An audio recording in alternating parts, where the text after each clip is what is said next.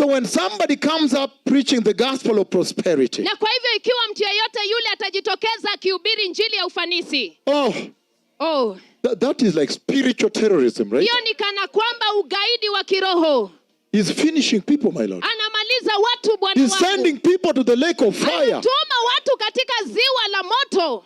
He's saying, reject it. Anasema uikatae kabisa. That no amount of wealth can purchase your soul. Ya kwamba hakuna kiwango chochote cha mali na utajiri ambayo That's why we are going all over the world and bringing revival, restoring the church, restoring the pulpit, restoring the altar, restoring the pastor, restoring everything. Ulimwenguni tukileta uvuvio, tukirejesha kanisa, and announcing the coming of the Messiah. Tukirejesha mchungaji na kutangaza kuja kwa Masihi. Kurejesha kanisa, kurejesha wachungaji, kurejesha madhabahu, mimbari, kurejesha ujumbe, kurejesha wakuhani, everything.